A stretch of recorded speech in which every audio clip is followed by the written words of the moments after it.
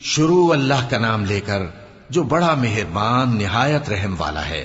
الف لام میم، یہ حکمت کی بھری ہوئی کتاب کی آیتیں ہیں، نیکوکاروں کے لیے ہدایت اور رحمت، وہ جو نماز کی پابندی کرتے اور زکات دیتے ہیں، اور وہی ہیں جو آخرت کا یقین رکھتے ہیں، یہی اپنے پروردگار کی طرف سے ہدایت پر ہیں اور یہی کامیاب ہیں۔ اور لوگوں میں بعض ایسا ہے جو بےہودہ حکایتیں خریدتا ہے تاکہ لوگوں کو بے سمجھے اللہ کے راستے سے گمراہ کرے اور اس سے ہنسی کرے، یہی لوگ ہیں جن کو ذلیل کرنے والا عذاب ہوگا۔ اور جب اس کو ہماری آیتیں سنائی جاتی ہیں تو اکڑ کر منہ پھیر لیتا ہے، گویا ان کو سنا ہی نہیں، جیسے اس کے کانوں میں ثقل ہے۔ تو اس کو درد دینے والے عذاب کی خوشخبری سنا دو۔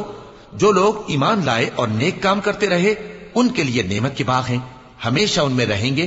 اللہ کا وعدہ سچا ہے اور وہ غالب ہے، حکمت والا ہے۔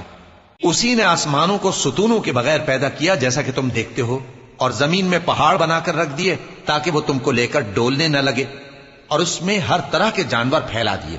اور ہم ہی نے آسمان سے پانی نازل کیا، پھر اس میں ہر قسم کی نفیس چیزیں اگائیں۔ یہ تو اللہ کی تخلیق ہے۔ اب مجھے دکھاؤ کہ اللہ کے سوا جو ہستیاں ہیں انہوں نے کیا پیدا کیا ہے۔ حقیقت یہ ہے کہ یہ ظالم کھلی گمراہی میں ہیں۔ اور ہم نے لقمان کو دانائی بخشی کہ اللہ کا شکر کرو، اور جو شخص شکر کرتا ہے تو اپنے ہی فائدے کے لیے شکر کرتا ہے، اور جو ناشکری کرتا ہے تو اللہ بھی بے نیاز ہے، لائق حمد و ثنا ہے۔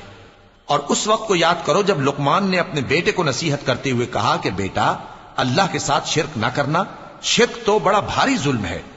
اور ہم نے انسان کو، جسے اس کی ماں تکلیف پر تکلیف سہ کر پیٹ میں اٹھائے رکھتی ہے، پھر اس کو دودھ پلاتی ہے، اور آخر کار 2 برس میں اس کا دودھ چھڑانا ہوتا ہے، میں نے تاکید کی ہے کہ میرا بھی شکر کرتا رہے اور اپنے ماں باپ کا بھی، کہ تم کو میری ہی طرف لوٹ کر آنا ہے۔